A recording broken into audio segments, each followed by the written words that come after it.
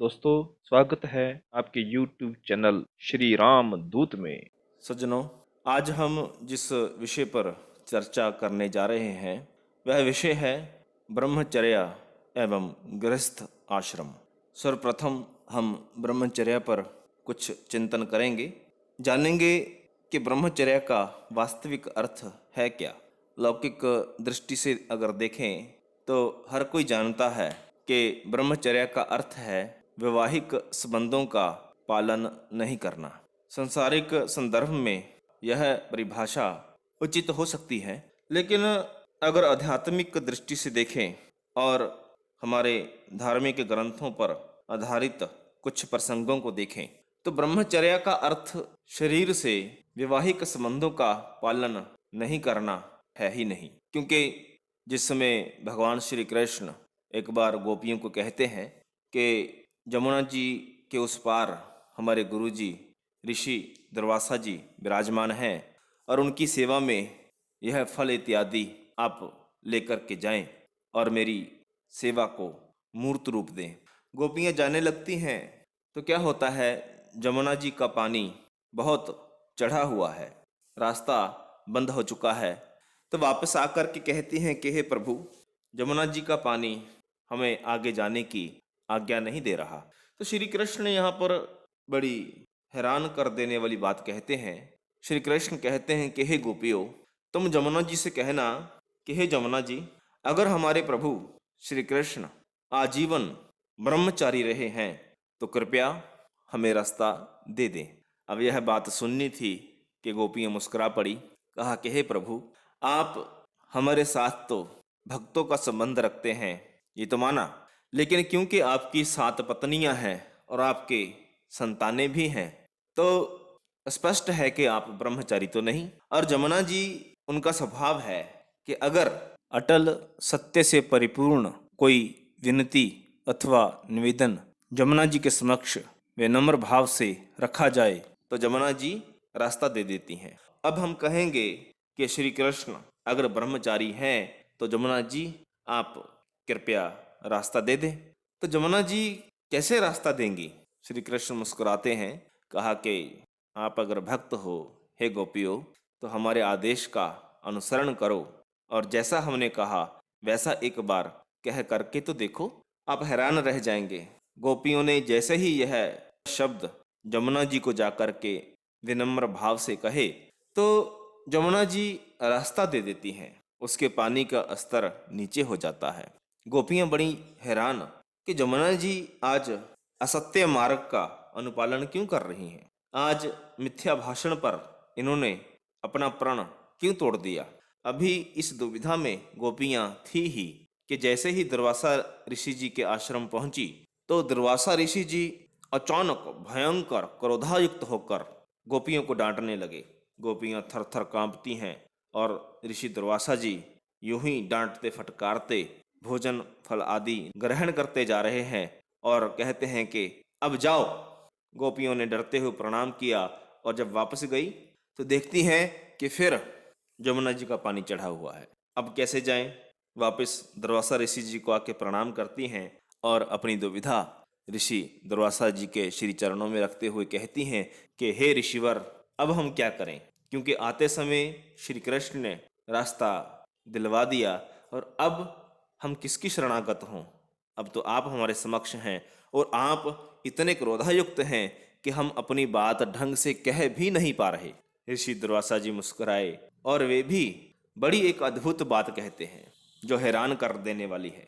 ऋषि दुर्वासा जी कहते हैं कि हे गोपियों, जाकर जमुना जी से कहो कि अगर ऋषि दुर्वासा ने कभी भी क्रोध नहीं किया, अपशब्द नहीं बोले, किसी को डांटा फटकारा नहीं, तो आप हमें रास्ता दे दें।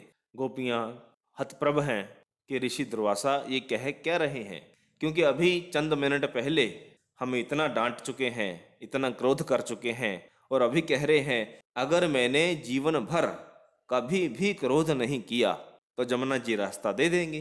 तो अब तो पक्का जमुना जी रास्ता देंगे ही नहीं। ऋषि दुर्वासा जी ने कहा, गोपियों, जो कहा है वह करके तो देखो, नहीं मिलेगा रास्ता तो आना। और आप हैरान रह जाएंगे। गोपियों ने जैसे ही जमुना जी को यह शब्द कहे, जमुना जी रास्ता दे देती हैं। तो श्री कृष्ण के पास गोपियां जाती हैं तो कहा कि प्रभु ये क्या लीला है, आप ब्रह्मचारी तो है नहीं।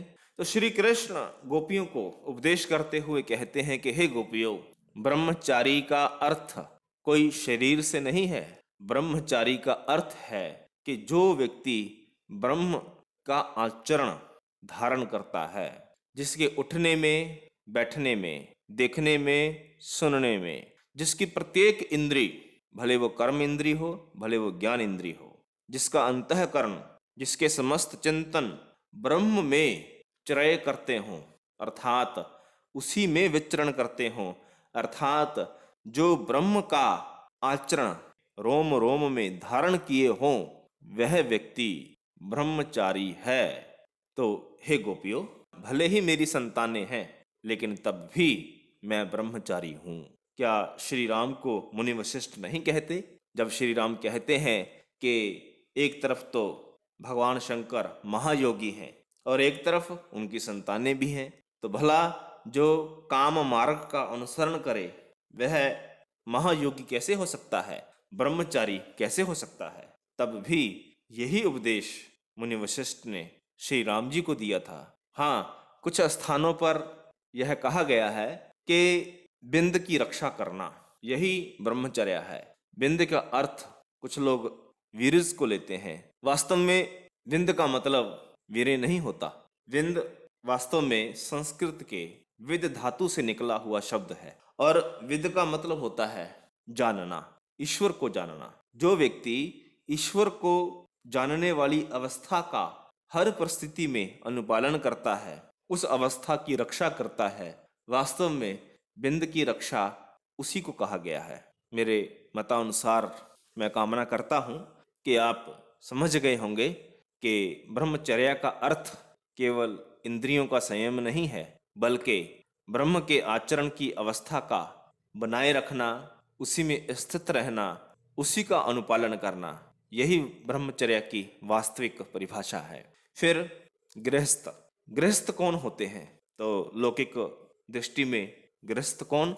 जिसने विवाह किया है, परिवार में रहता है और अपने जिम्मेदारियों का पालन करता है।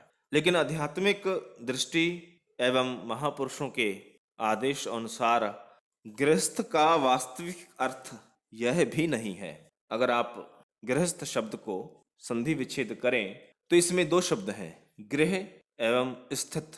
अर्थात जो व्यक्ति अपने गृह में स्थित हो जाता है, और गृह का मतलब घर होता है, अर्थात जो अपने घर में स्थित हो गया, अर्थात वहां पर विराजमान हो गया, वह गृहस्थ है। तो घर का यहाँ पर अर्थ हम लोगों ने बड़ा अनुचित ले लिया। घर अर्थात ईंट गारे से बना हमारा घर, वह घर नहीं। हमारा शरीर ही हमारा घर है। और वर्तमान स्थिति में प्रत्येक व्यक्ति अपनी इंद्रियों से शरीर में स्थित न होकर बाहर दुनिया में दौड़ रहा है।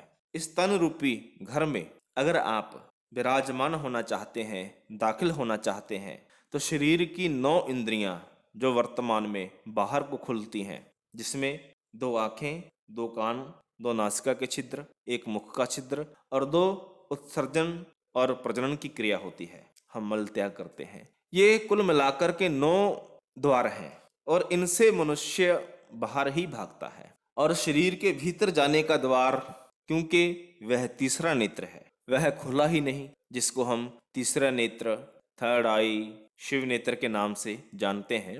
और जिस वक्त कोई साधु, सतगुरु, महापुरुष हमारा तीसरा नेत्र खोलते हैं, तो हमारे इस शरीर रूपी घर में जाने का रास्ता खुलता है। और जैसे ही शरीर में हम दाखिल होते हैं, भीतर प्रवेश करते हैं, उस समय हम वास्तविक गृहस्थ होते हैं, अर्थात गृह में जाकर के स्थित होना, इसको वास्तविक गृहस्थ कहा गया है। तो इस आधार पर आप देखें कि आप केवल लौकिक दृष्टि वाले गृहस्थ हैं अथवा आध्यात्मिक दृष्टि वाले गृहस्थ हैं। जो लोग बाहरी ब्रह्मचर्या का पालन कर रहे हैं, वह भी जरा चिंतन करें कि हम केवल शरीर से ही ब्रह्मचारी हैं अथवा आत्मिक स्तर एवं मानसिक स्तर पर भी ब्रह्मचारी हैं। यह आपको चिंतन करना ही होगा। सज्जनों, अगर आपको यह प्रेरक जानकारी अच्छी लगी हो तो हमारे YouTube चैनल श्री रामदूत को अवश्य सब्सक्राइब करें, बेल आइकॉन दबाते हुए शेयर करें, लाइक करें, कमेंट बॉक्स में जय श्री राम अवश्य लिखें। धन्यवाद। जय श्री राम।